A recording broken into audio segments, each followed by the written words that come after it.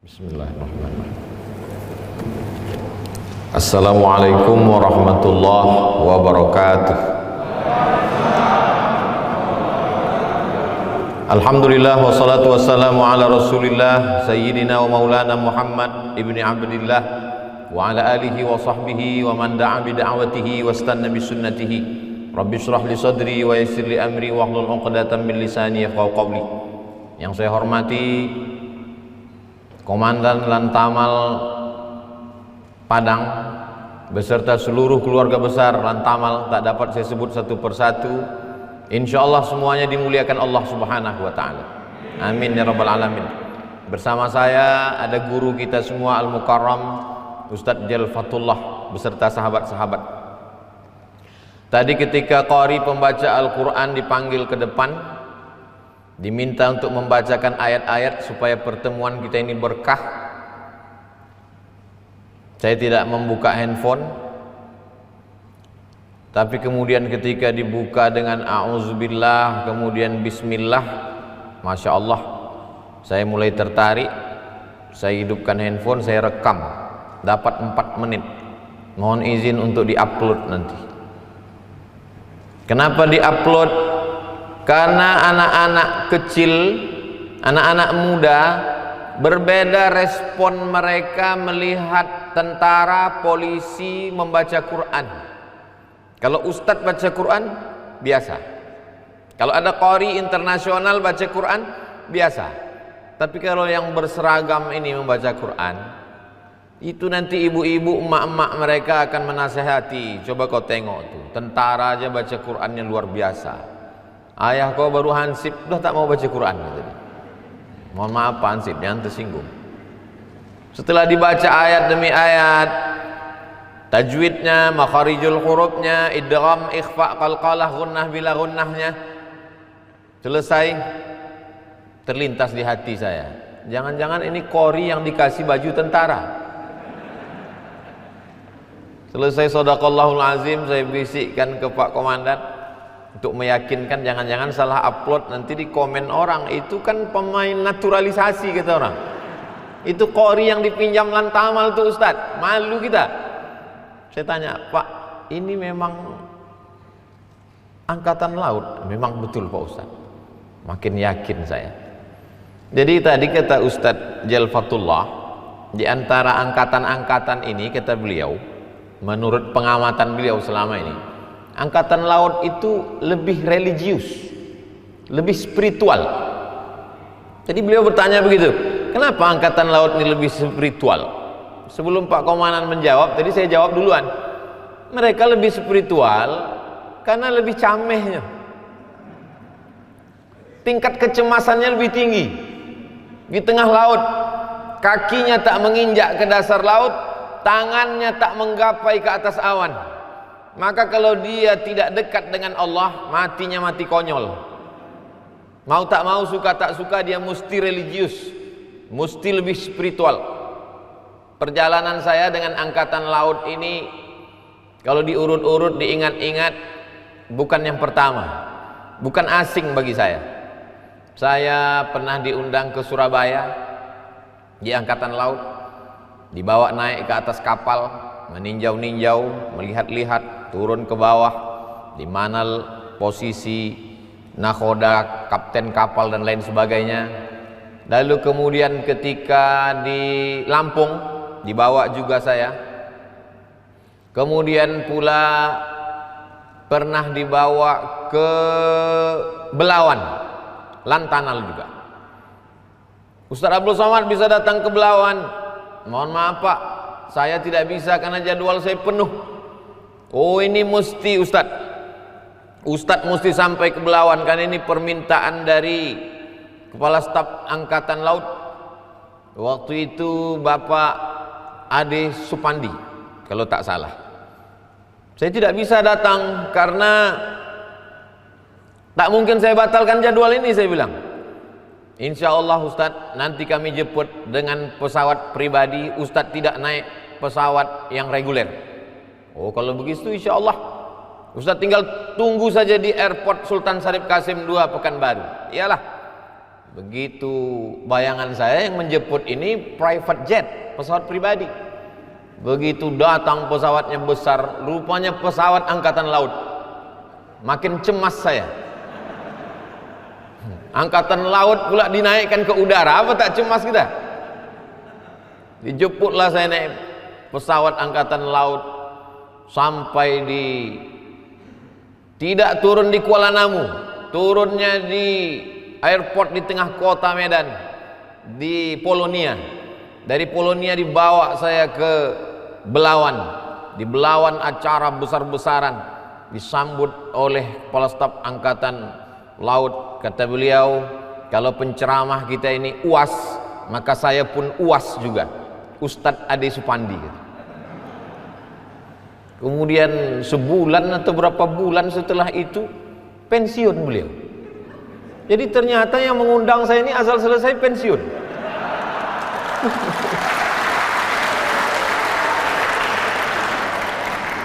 Mereka ini orang-orang luar biasa, bangga kita. Tapi sebetulnya jauh sebelum itu hubungan saya dengan angkatan laut. Pada tahun 2004 saya sampai ke Maroko. Ibu kota Maroko itu Casablanca, di Afrika Utara, berbatasan dengan Spanyol. Ada lautan yang begitu luas, namanya Samudra Atlantik.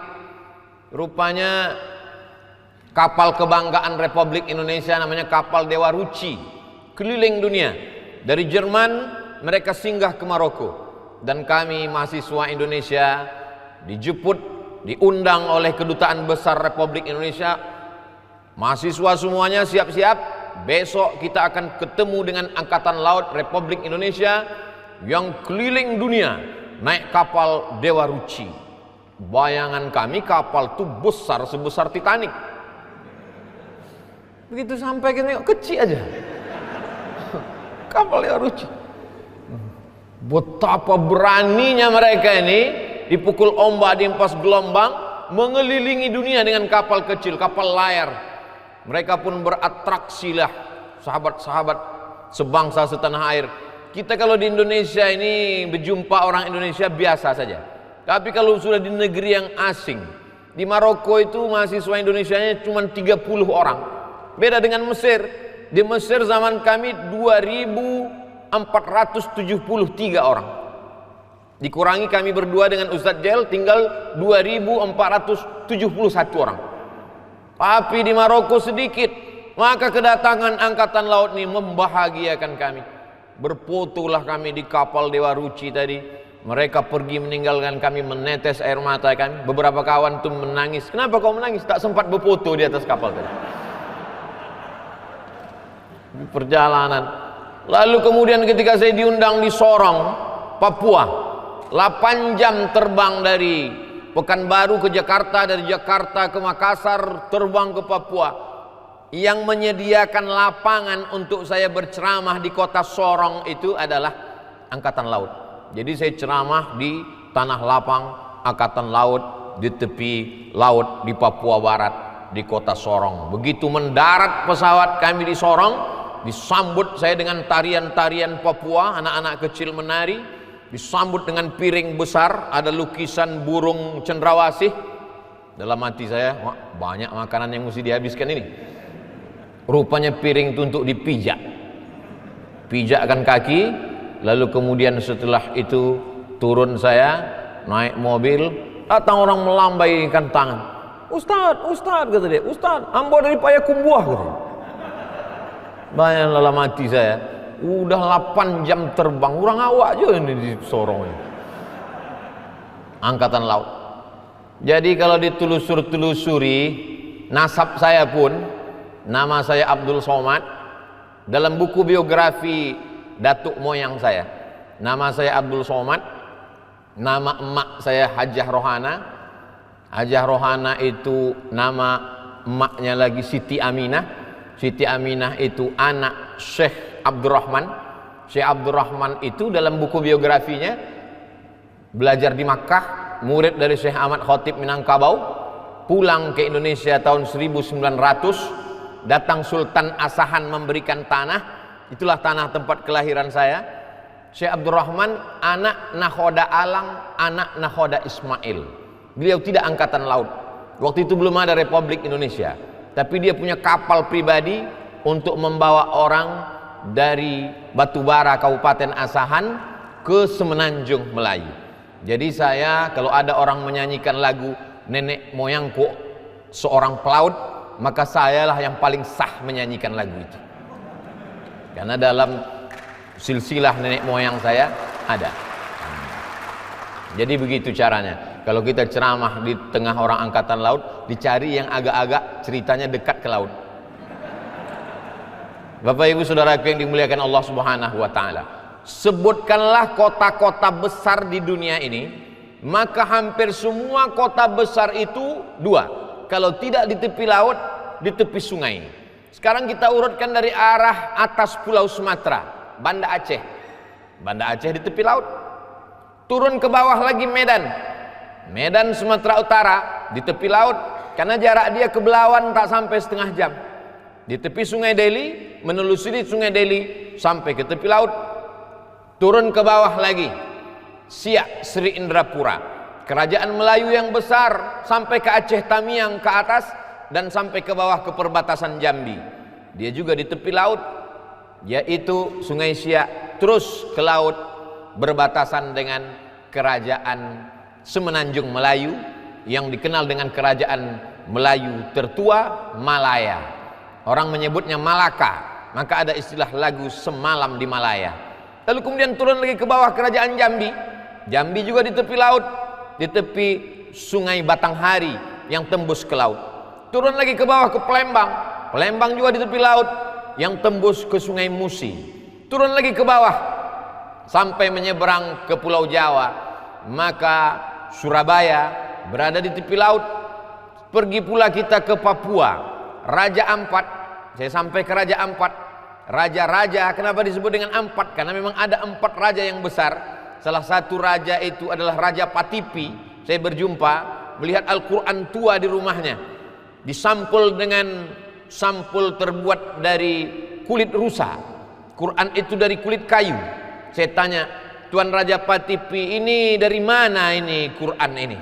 Apa kata Raja Patipi di Raja Papua? Ini adalah Quran yang dibawa dari Samudra Pasai Aceh. Lama saya termenung.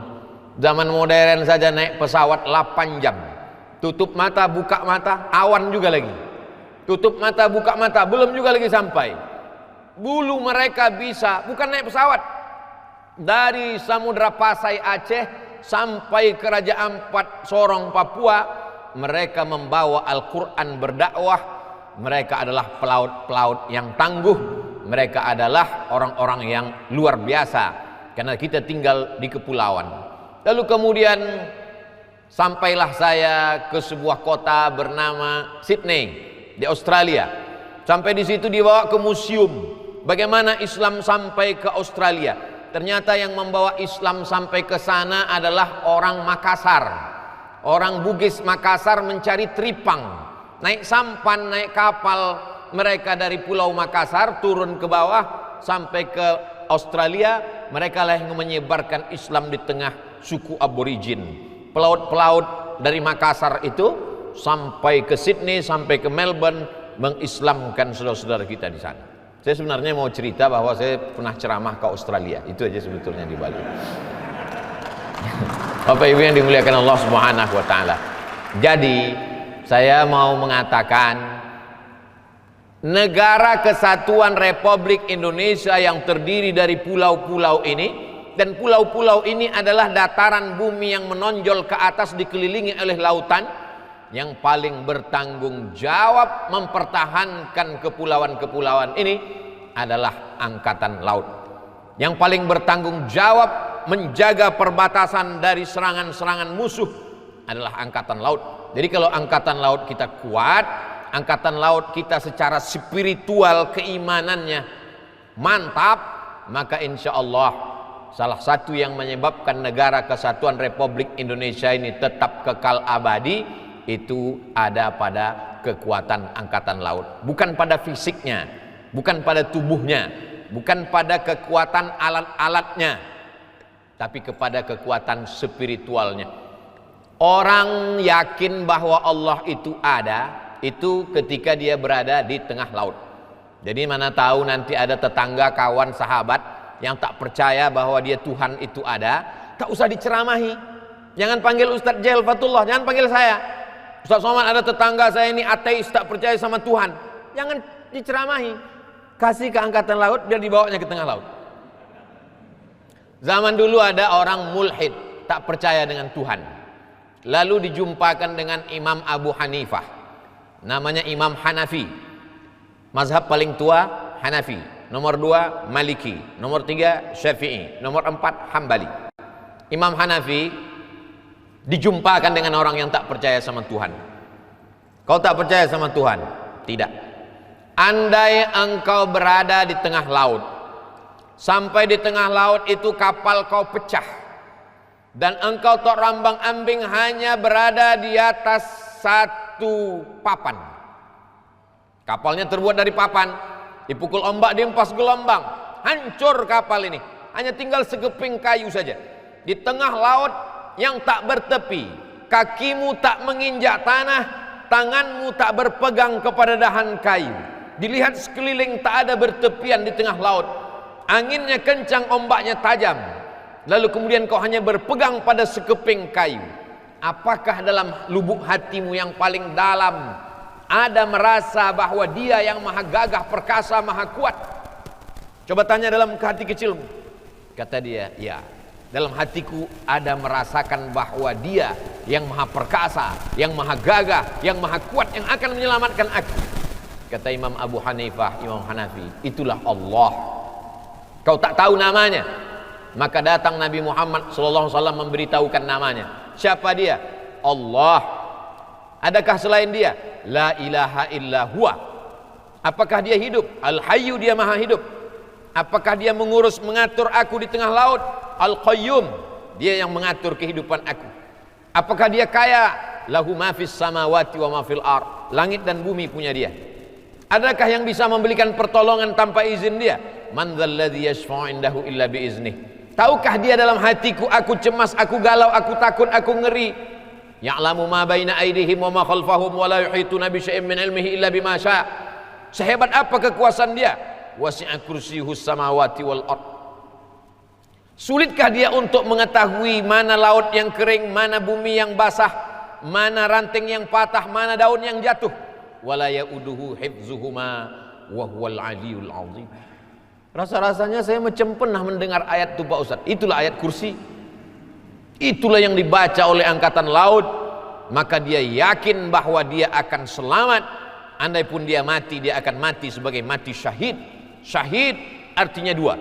Syahid memandang, karena sebelum mati dia sudah memandang tempatnya di surga. Malaikat mengepakkan sayapnya, nampaknya tempat dia di surga. Kita jangankan tempat di surga, tempat parkir di Lantamal pun tak tahu kita. Orang yang syahid itu sudah melihat tempatnya di surga. Lalu kemudian kenapa dia disebut syahid? Syahid artinya masyhud, karena ketika dia mati dia dipersaksikan oleh para malaikat. Keyakinan itulah yang membuat mereka mempertahankan negeri ini. Kalau keyakinan pada gaji, kalau keyakinan pada uang tunjangan, itu tidak akan mungkin membuat mereka bisa kuat dan tangguh. Maka yang paling penting diasah adalah kekuatan spiritual. Itulah maka dibuat acara pada pagi menjelang siang ini, momen 1 Muharram. Walaupun kita sudah masuk pada tanggal berapa Muharram hari ini, pokoknya sudah habis setengah Muharram. Tapi yang namanya momen Muharram tidak disambut sebelum Muharram, di tengah Muharram, di ujung Muharram, tahun baru hijrah. Nabi Muhammad SAW hijrah itu dia tidak memilih. Sahabat-sahabat berkumpul semuanya, lalu kemudian mereka berkumpul, kira-kira momen apa yang kita jadikan kalender dalam Islam. Tidak dijadikan kalender itu kalender kelahiran Nabi, karena kalau kelahiran Nabi nama kalendernya miladiyah. Tidak dijadikan momen kalender itu kalender kematian Nabi. Seandainya kematian Nabi, nama kalender kita ini kalender takziah. Marilah kita menyambut tahun baru takziah. Ustadznya menangis, komandannya menangis, pasukannya otomatis ikut menangis. Tapi Islam tidak melihat itu. Tidak dijadikan kalender kita ini 1 Muharramnya dihitung dari turunnya Al-Quran, tidak. Tapi dilihat adalah hijrah. Hijrah adalah tufarriqu bainal haqqi wal batil. Dengan hijrah itulah nampak mana orang yang benar, mana orang yang batil, mana orang yang betul-betul setia kepada Nabi, mana yang hanya sekedar lipstik di ujung lidah, di tepi bibir saja. Makanya momennya disebut dengan hijrah.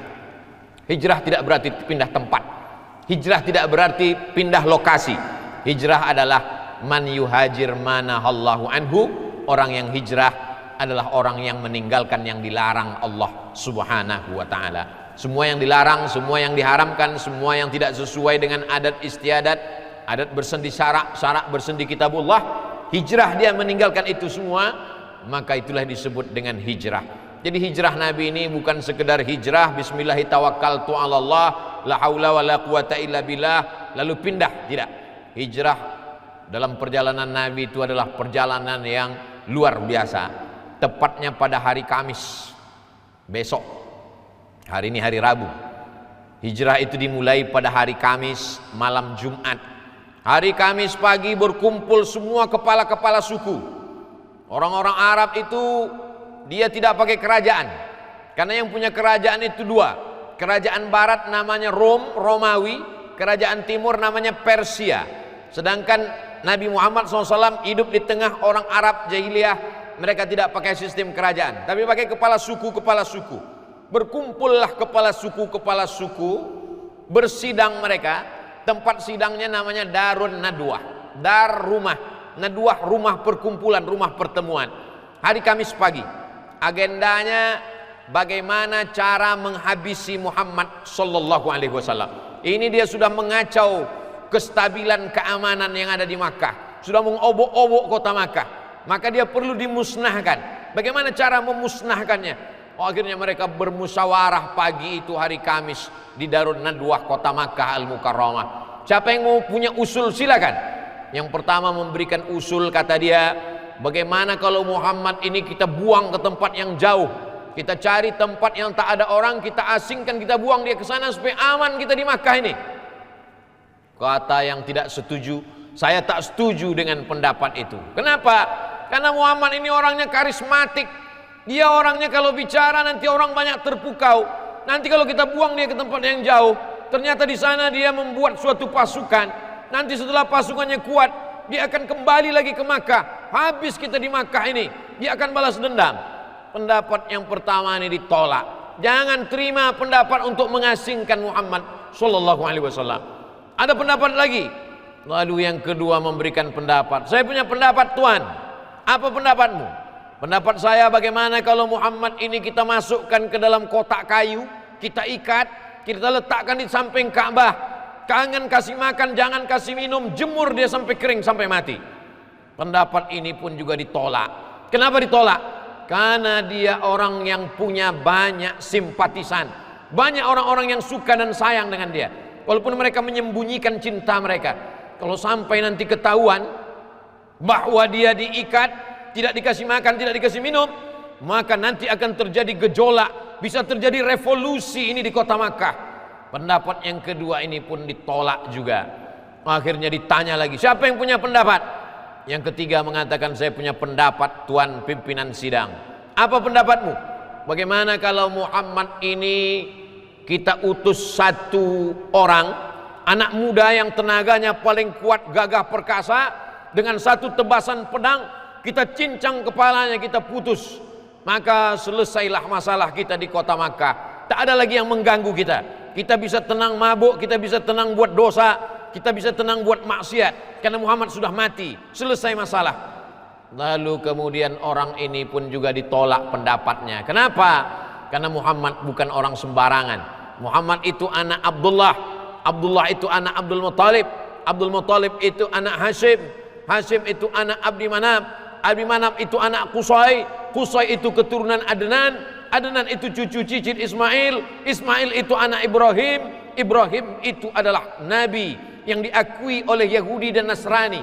Abraham, kata saudara kita di sana, maka titik temunya ada pada Ibrahim alaihissalam, menetes darah Ibrahim dalam diri Muhammad sallallahu alaihi wasallam. Dia bukan orang sembarangan. Kalau dia diganggu maka nanti akan terjadi gejolak keamanan yang luar biasa. Akhirnya sidang itu deadlock, buntu, tak nampak solusi. Sampai akhirnya pimpinan sidang itu sendiri yang punya ide. Saya punya ide, kata dia.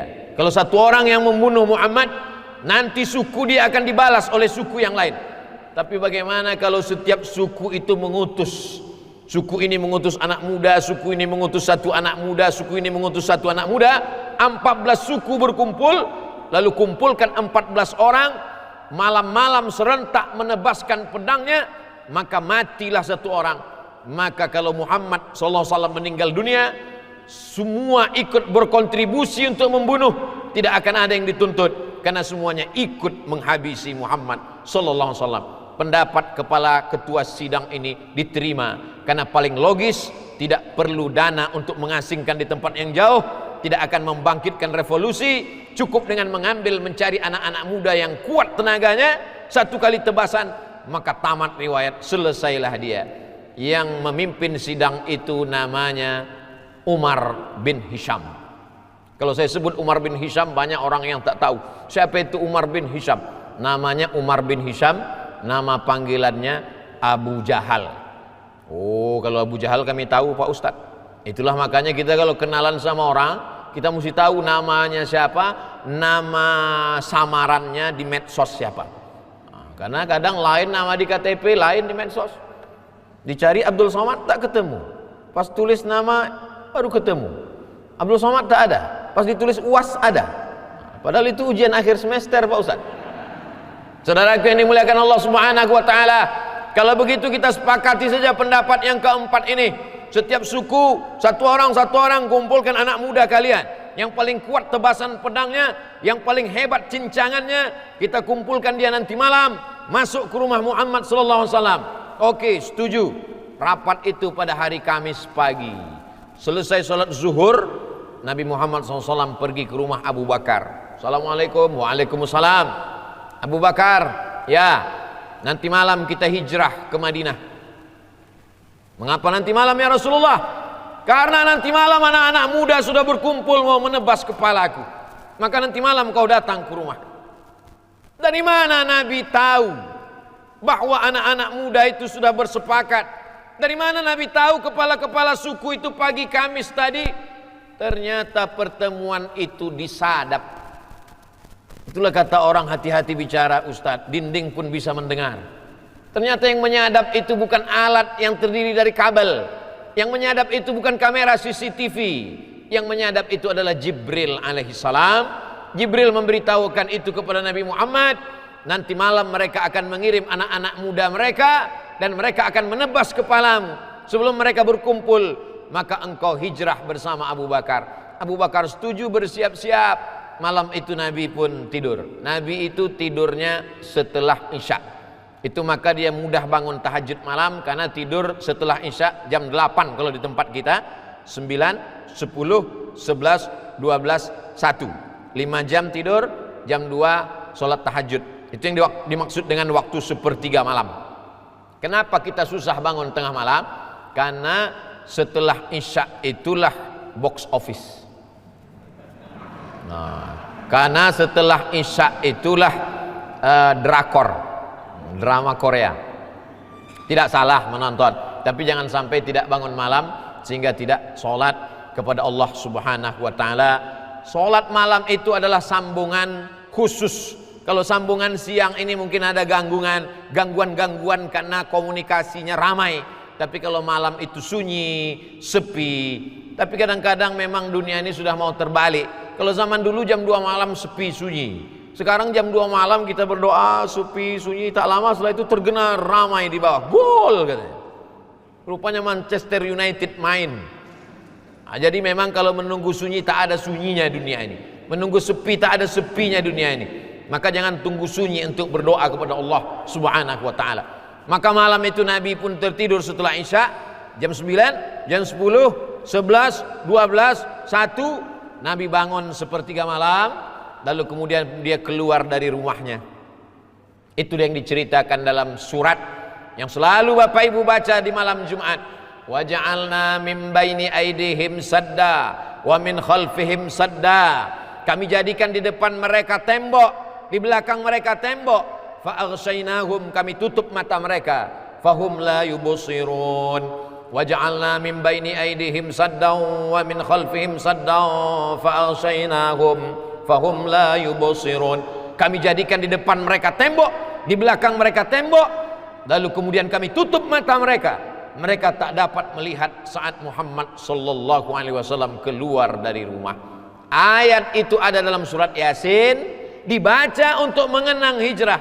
Jadi kalau ada orang mengatakan kita mengenang momen hijrah setahun sekali pada bulan Muharram, tidak. Kita mengenang hijrah tiap malam. Tak sanggup baca tiap malam Jumat. Malam Jumat kita baca wa ja'alna min baini aydihim saddan wa min khalfihim sadda fa awsaynahum fahum la yubsirun. Kami jadikan di depan mereka tembok, di belakang mereka tembok, mata mereka tertutup. Mereka tak dapat melihat ketika Muhammad sallallahu alaihi wasallam keluar. Ayat itu dibaca untuk mengenang hijrah. Karena sekarang banyak juga ada sebagian orang membaca ayat itu untuk lolos dari pemeriksaan PPKM level 4. Gimana supaya Pak polisi tentara yang berjaga ini tak nampak bawa motor. Wa ja'alna min baini aydihim sadda wa min khalfihim sadda fa ashaynahum fahum la yubsirun. Prit gitu. Mana vaksin gitu. Katanya kalau dibaca ini tak bisa nengok. Kau pikir kau aja yang baca Yasin, kami pun baca juga, kata polisi.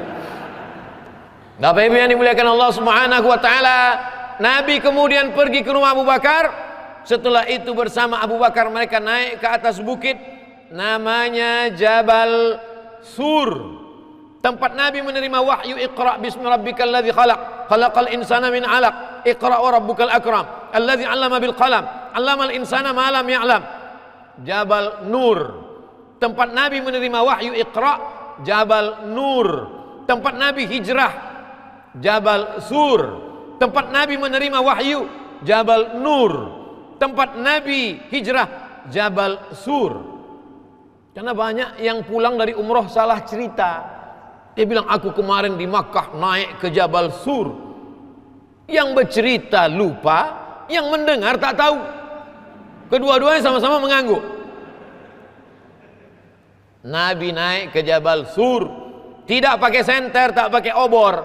Karena kalau sampai pakai senter, pakai obor, nanti dilihat oleh musuh-musuh mereka, Abu Jahal, Abu Lahab, bisa ditangkap. Naiklah berdua mereka ke atas sampai di pintu gua. Ketika Nabi mau masuk ke dalam, ditahan oleh Abu Bakar. Wahai Muhammad sallallahu alaihi wasallam, jangan kau masuk ke dalam, tunggu di luar, biar aku dulu masuk ke dalam untuk memeriksa. Mana tahu ada singa yang sedang tidur di dalam gua, mana tahu ada ular berbisa yang sedang menunggu mangsa. Kalau aku yang mati, anak istriku saja yang susah. Tapi kalau sampai engkau yang mati, semesta alam akan berduka karena wahyu tak sampai ke mereka. Abu Bakar masuk ke dalam gua, dia pastikan tidak ada singa, tidak ada ular, tidak ada harimau, tidak ada apapun, tak ada bersih. Cuma ada lubang. Duduk Abu Bakar di lubang itu, kakinya menjulur selonjoran, badannya dia sandarkan, dia pun bersandar karena lelah dari bawah naik ke atas tertidur. Nabi sallallahu alaihi wasallam tidur di pangkuan Abu Bakar Siddiq. Tertidur Nabi. Bapak Ibu yang pergi ke Makkah, naik ke Jabal Nur, 2 jam sampai ke atas. Jabal Sur lebih rintangannya, lebih hebat, lebih tinggi lagi, lebih susah. Jarang orang naik ke atas. Kalau mau tahu rasanya naik ke atas, naiklah nanti setelah Covid ini berakhir. Mudah-mudahan kita bisa pergi umroh bersama keluarga besar Lantanal. Naik ke atas, lain rasanya. Saya rasa lain itu rasanya gimana naik gunung bersama angkatan laut. Kalau ke laut sama angkatan laut biasa, naik ke atas. Begitu sampai ke atas, Nabi SAW lelah, letih, tengah malam, tertidur. Di saat Nabi tertidur, terbangun Nabi karena menetes air dari atas. Tak mungkin air hujan karena gua batu, tak mungkin air embun karena di sana batu panas. Apa ini? Gelap. Air apa ini wahai Abu Bakar?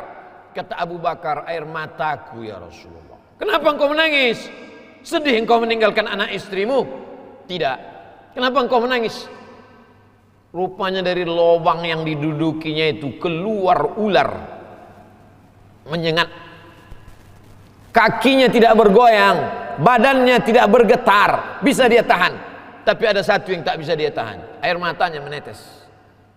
Tepat jatuh ke atas pipi Nabi Muhammad sallallahu alaihi wasallam. Nyawanya dia berikan.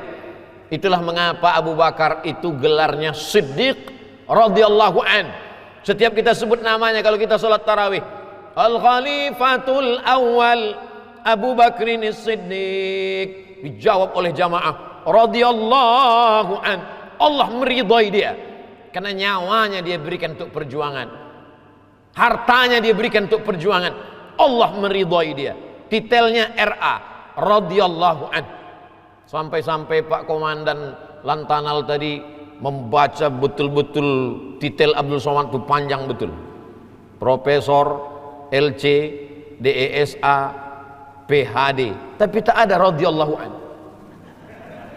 Belum pernah lagi saya ceramah dipanggil oleh protokol. Berikut ini mari kita dengarkan tausiah yang akan disampaikan oleh Al-Mukarram Abdul Somad radhiyallahu an. Belum lagi.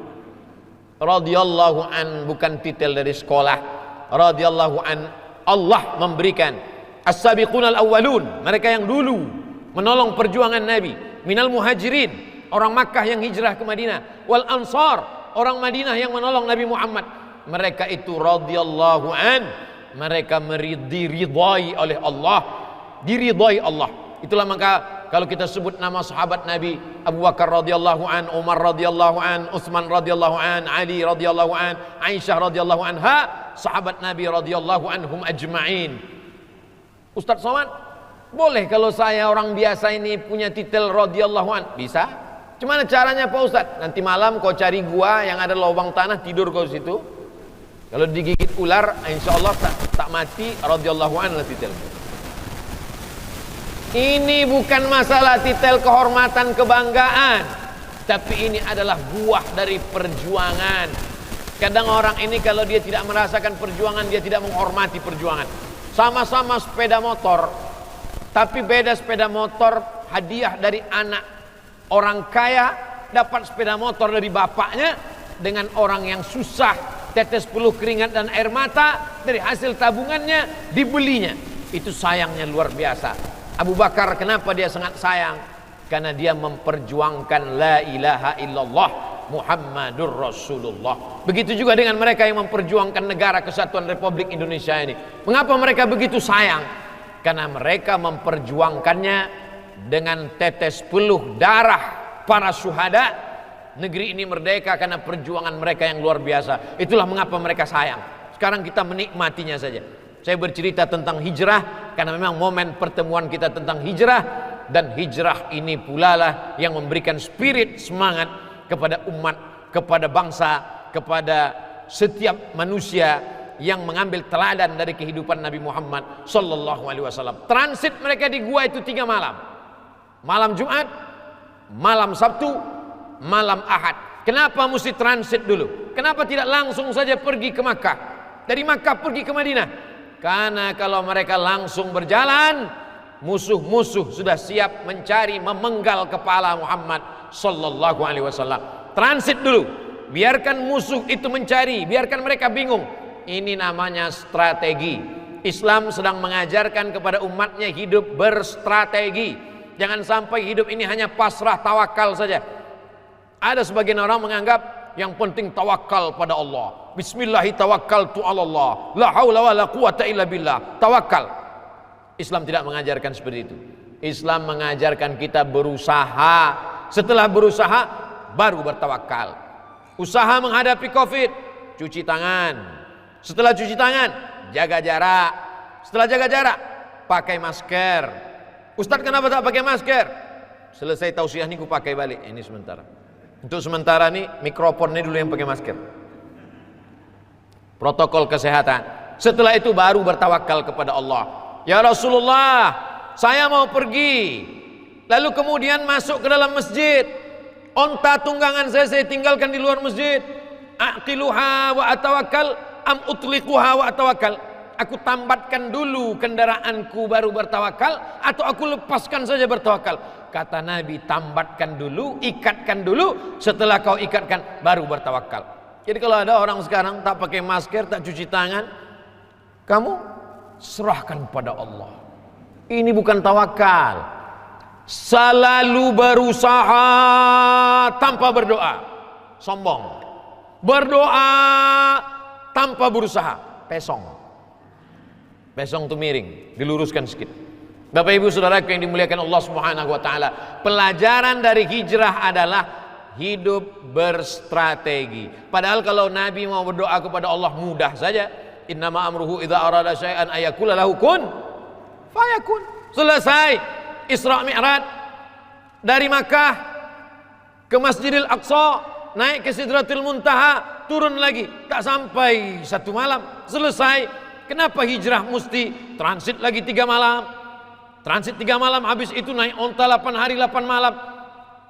Mereka sedang mengajarkan strategi bahwa bersembunyi dulu. Setelah bersembunyi menghilang dulu 3 malam dari peredaran.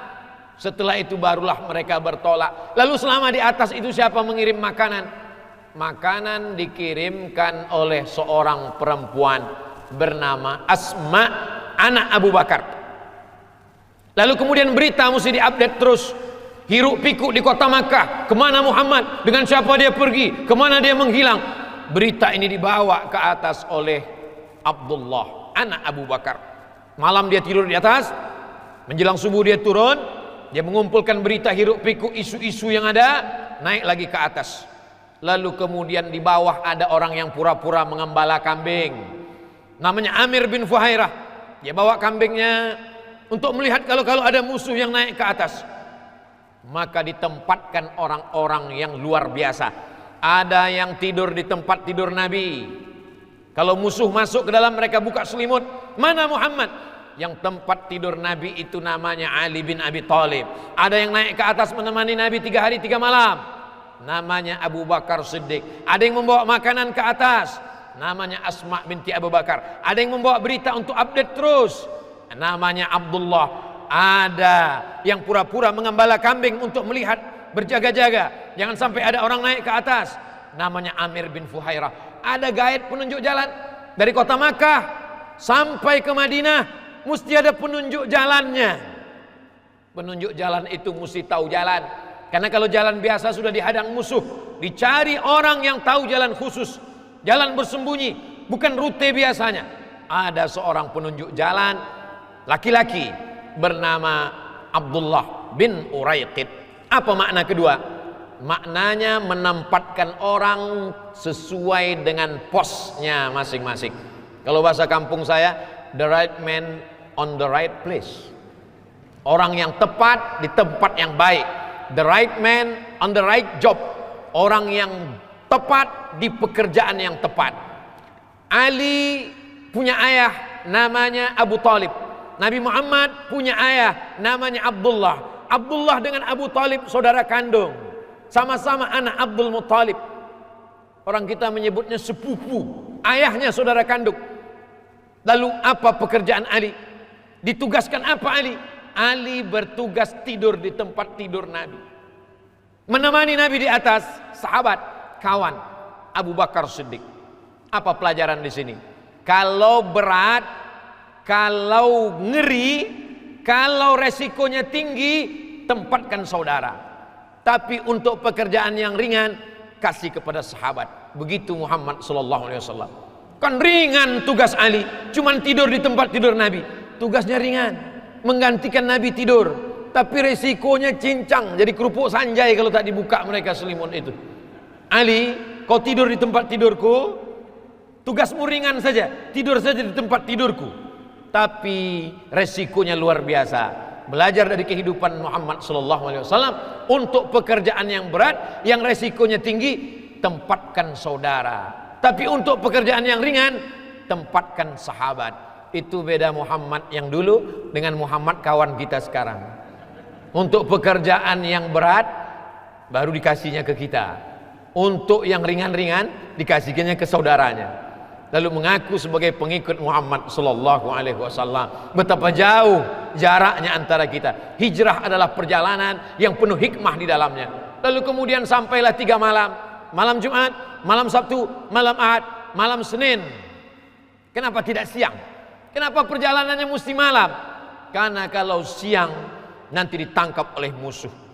Tadi Pak Komandan nanya, Ustaz Somad kapan berangkat dari Pekanbaru? Tadi malam Pak. Tapi Pak Komandan tak nanya kenapa mesti malam. Saya kalau ke Sumatera Barat mesti malam. Kenapa? Karena kalau siang saya mabuk. Perjalanan malam jam 1 sampai. Nabi SAW bertolak pada malam Senin, berangkat hari Senin sampai di Taif hari Senin. Ada 4 Senin yang bersejarah dalam sejarah Nabi Muhammad. Lahir hari Senin, hijrah hari Senin, sampai hari Senin, meninggal hari Senin. Itulah mengapa di antara kita berpuasa hari Senin, karena Senin hari bersejarah, karena Senin amal dicatat, karena Senin amal ditunjukkan kepada Allah Subhanahu wa taala. Bagi yang sudah mengamalkan puasa Senin, lanjutkan. Bagi yang belum, mulai. Ustaz Somad puasa Senin? Tidak, saya musafir.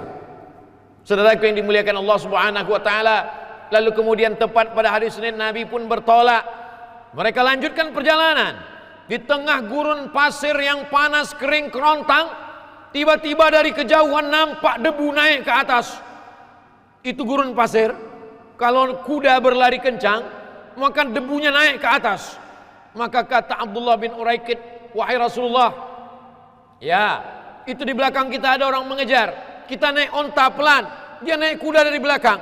Dari mana engkau tahu? Kelihatan debunya naik ke atas. Berarti ada seorang yang sedang berlari kencang mengejar kita. Lalu kemudian tak berapa lama, dia pun sudah mendekati Nabi. Sampai dia menghadang Nabi, tiba-tiba ujung kaki kudanya terperosok ke dalam lubang. Dan kuda itu jatuh, Nabi terpental. Ujung kaki kudanya jatuh, lalu dia terperosok dan penunggang kuda itu pun jatuh. Laki-laki yang mengejar itu namanya Suraqah bin Malik. Lalu kemudian setelah itu dia pun berdialog dengan Nabi. Kata Nabi, kamu siapa? Kata dia, aku Suraqah bin Malik. Suraqah bin Malik pembunuh bayaran, tidak pernah jatuh dari kuda sekalipun, karena dia penunggang kuda ternama, terkenal namanya di Jazirah Arab. Lalu kemudian dia berkata, seumur hidupku menunggang kuda, belum pernah aku jatuh wahai Muhammad. Baru sekali inilah aku jatuh dari kudaku. Disinilah aku sadar bahwa kau bukan manusia biasa. Engkau adalah manusia yang dipilih oleh Allah untuk menjadi Rasul, untuk membawa wahyu untuk semesta alam. Maka ketika itu, apa kata dia? Apa yang kau minta dariku? Yang ku minta cuma satu, kata Nabi, Rib anna, kau sembunyikan berita dari kami. Rupanya Suraqah bin Malik mengejar Nabi karena tawaran yang luar biasa. Siapa yang sanggup menangkap Muhammad, hidup atau mati, maka dia akan diberikan hadiah 100 ekor onta. Jadi kalau 1 ekor onta itu 50 juta, 50 juta kali 100, 50 juta kali 100 ekor onta, 5 miliar. Siapa yang dapat menangkap, dikasih 100 ekor onta. Suraqah bin Malik membatalkan niat mendapatkan 100 ekor onta karena dia melihat mukjizat yang dia tidak mungkin lalui. Lalu kemudian dia pun pulang menyembunyikan itu. Apa pelajaran yang dapat kita ambil dari perjalanan Suraqah? Suraqah bin Malik keluar dari rumahnya dengan niat membunuh Nabi. Suraqah bin Malik keluar dari rumahnya ingin dapatkan 100 ekor onta. Suraqah bin Malik keluar dari rumahnya dengan niat tidak baik, tapi pulangnya dia mendapatkan kebaikan. Sementara kita keluar dari rumah ingin mencari rezeki yang halal, keluar dari rumah ingin mendapatkan makanan gaji untuk anak istri, tapi ternyata yang kita bawa pulang tidak baik. Kebalikan dari Suraqah bin Malik. Oleh sebab itu maka perjalanan hijrah satu persatu kita ambil poin-poin penting supaya tahun baru hijrah 1443 punya makna. Berstrategi, menempatkan orang-orang sesuai dengan tempatnya, mengambil pelajaran dari Suraqah bin Malik bahwa ternyata ada orang yang keluar rumah dengan niat tidak baik, ingin mendapatkan harta yang haram, ingin membunuh Nabi. Tapi kalau Allah mau membalik hatinya, justru dia pulang membawa hidayah. Tidak ada harga apa-apa 100 ekor onta itu dengan hidayah yang dibawa oleh Suraqah bin Malik. Lalu dia kembali ke kota Makkah, menyembunyikan perjalanannya, berjumpa dengan Nabi Muhammad sallallahu alaihi wasallam. Perjalanan mereka lanjutkan.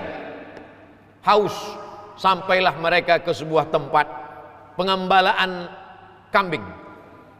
Ada tradisi bagi orang jahiliyah, walaupun mereka ketika itu belum menyembah Allah, tapi mereka ada istilahnya tradisi tidak tertulis.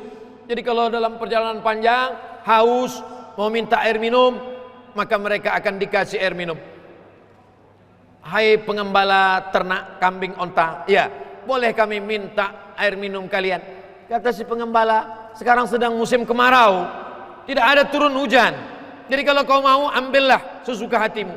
Lalu kemudian dia berikan ada satu ekor kambing yang sangat kurus. Kalau ada air susunya berarti kalian ada rezeki, kalau tak ada berarti memang tak ada rezeki kalian.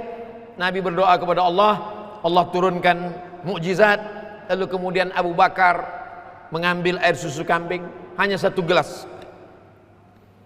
Abu Bakar menghapus bagian bawah gelas itu karena dia tidak mau ada debu yang tertumpah, ada debu yang jatuh ke jubah Nabi. Begitulah hormatnya dia. Lalu dia berikan kepada Nabi SAW. Minumlah ya Rasulullah. Lalu kemudian Nabi meminum air yang ada di cawan yang sudah diberikan oleh Abu Bakar. Ketika Nabi meminum itu, apa kata Abu Bakar? Fasyariban Nabi hatta irtawaitu. Nabi meminum air susu kambing itu hatta irtawaitu, sampai hausku hilang. Nabi meminum air susu kambing itu sampai hausku hilang. Saya ketika membaca teks ini awalnya saya curiga ini ada kata yang hilang, atau ada yang salah ketik, atau saya yang salah paham. Nabi meminum air susu kambing itu sampai hausku hilang.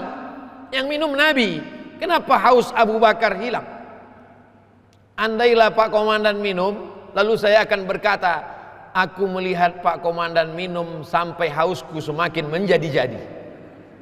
Tapi Nabi sudah sampai pada level, sahabat Abu Bakar sudah sampai pada tingkatan hilang hausnya melihat saudaranya minum. Apa pelajaran yang bisa kita ambil dari sini? Ikut senang melihat kesenangan saudara kita. Aku merasa anakku juga sudah berhasil melihat keberhasilan anakmu. Aku melihat engkau sudah sukses, maka aku pun juga ikut senang. Kita diajarkan ikut senang melihat kesenangan orang lain. Tapi sekarang apa yang terjadi? Ada orang melihat kesenangan kita, darah tingginya semakin menjadi-jadi. Melihat kesuksesan kita, jantung koronernya yang semakin mengkumat. Melihat keberhasilan kita, hatinya yang makin galau. Maka ini bukan pelajaran dari Nabi Muhammad sallallahu alaihi wasallam. Hari Senin mereka bertolak, hari Senin juga mereka sampai ke Taif, menginap 4 malam. Malam Selasa, malam Rabu, malam Kamis, malam Jumat. 4 malam berada di Taif. Berdirilah satu masjid, itulah dia Masjid Quba. Masjid Quba yang berdiri sampai hari ini. Lalu kemudian hari Jumat bertolak mereka. Malam Senin, malam Selasa, malam Rabu, malam Kamis, malam Jumat, 4 malam. Hari Jumatnya mereka bertolak menuju Madinah. Madinah nama awalnya Yasrib. Yasrib artinya tanah banyak kuman. Yasrib artinya tanah banyak penyakit, banyak wabah. Dirubah Nabi Yasrib menjadi Al-Madinah Al-Munawwarah, kota peradaban yang terang benderang. Nabi merubah nama orang. Ada orang namanya Abdul Ka'bah, hamba Ka'bah. Tak boleh menghambakan diri kepada Ka'bah. Kita bukan hamba Ka'bah, kita tidak menyembah Ka'bah, kita menyembah Allah. Maka dirubah namanya menjadi Abdullah. Ada orang namanya Yasrib, kampung namanya Yasrib. Yasrib banyak kuman, banyak penyakit, banyak wabah.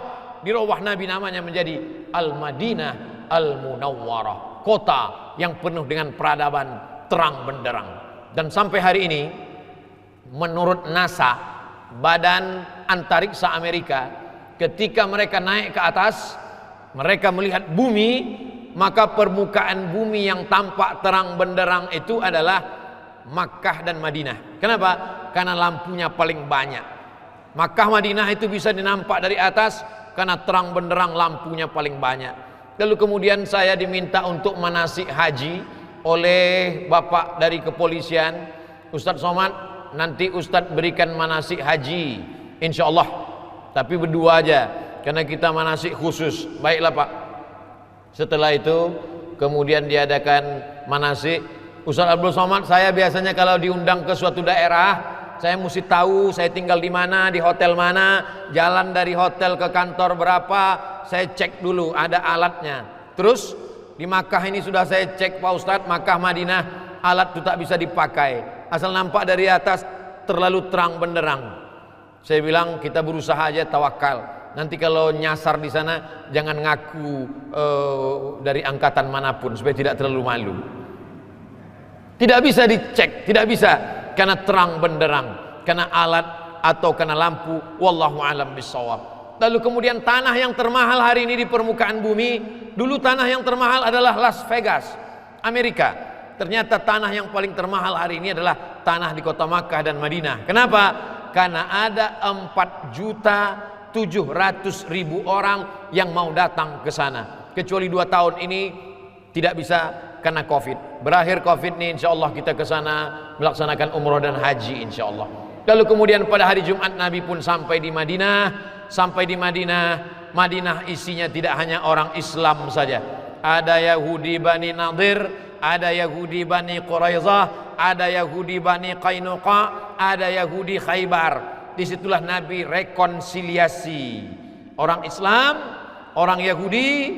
Yahudi terbagi lagi beberapa faksi, Bani Nadir, Bani Quraizah, Bani Qainuqa, Bani Khaybar. Orang Islamnya terdiri dari beberapa lagi, ada Muhajirin, ada Ansor. Orang Ansornya terdiri lagi dari 2, ada suku Aus, ada satu Khazraj, disatukan dalam persatuan yang disebut dengan Piagam Madinah.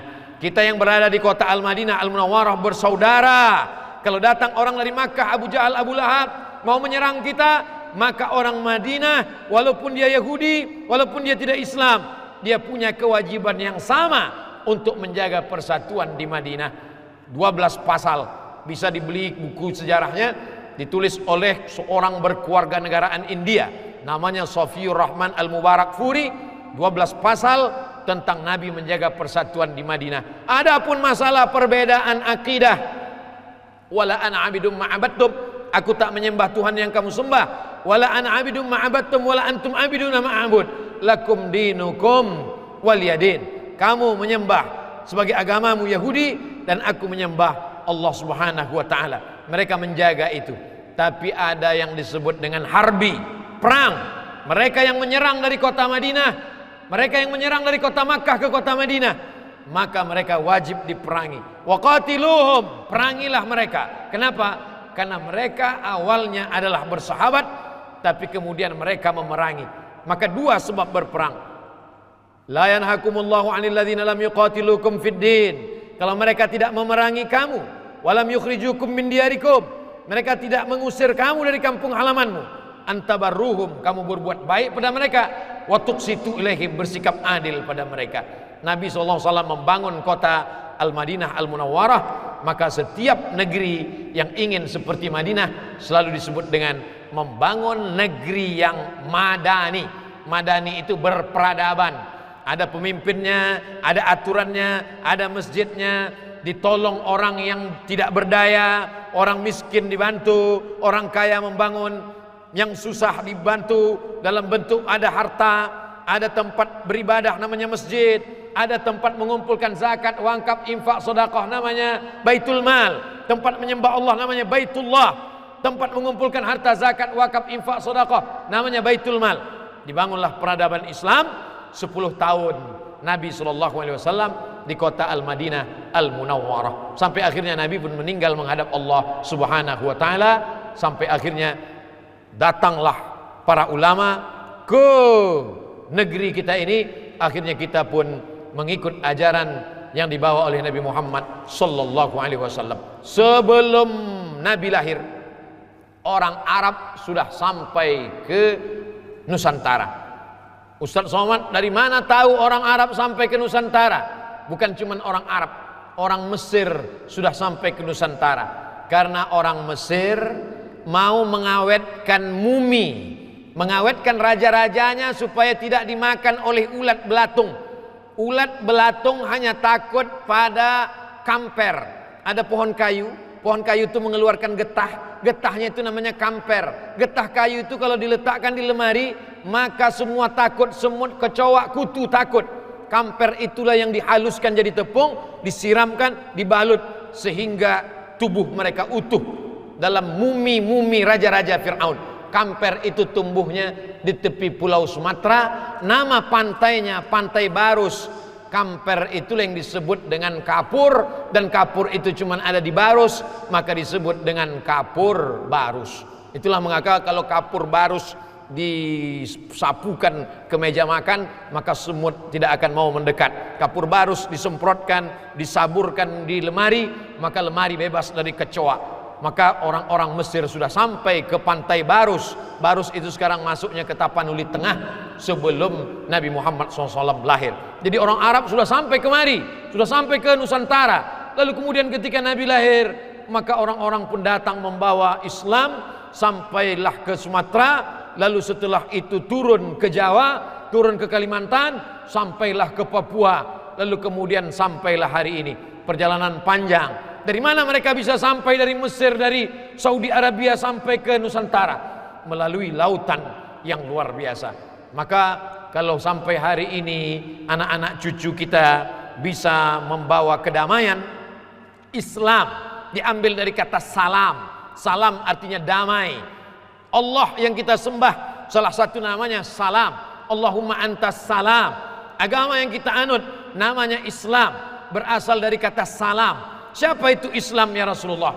Man salimal muslimun, selamat orang lain, min lisanihi dari lidah, wayadih dari tangannya. Lidahnya tidak menyakiti hati orang, tangannya pun tidak menyakiti kulit orang, harta orang. Kadang-kadang ada orang Islam ini tangannya tidak pernah menempeleng orang, tangannya tidak pernah melukai orang, tapi tanda tangannya sudah meluluh lantakkan kebun orang. Ini bukan Islam, karena Islam artinya kedamaian. Tadi saya mulai jam 11 kurang 15, sekarang sudah jam 12 kurang 15, pas 60 menit, sesuai janji dengan komandan. Siapa yang sanggup bercerita hijrah Nabi selama 60 menit? Cerita hijrah selama 60 menit, bahasa Arabnya mustahil. Tak mungkin bisa cerita hijrah 60 menit. Itu tadi cerita itu makanya tadi tak ada remnya, gas terus. Supaya sampai 60 menit cerita itu pun habis. Insya Allah panjang umur, sehat badan, kita akan berjumpa di kesempatan yang lain insya Allah.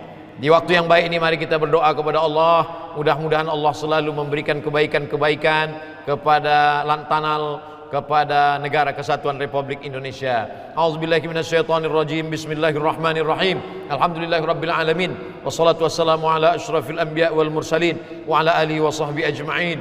Allahumma nawwir qulubana, terangi hati kami ya Allah. Sahih ajsadana, sehatkan badan kami ya Allah.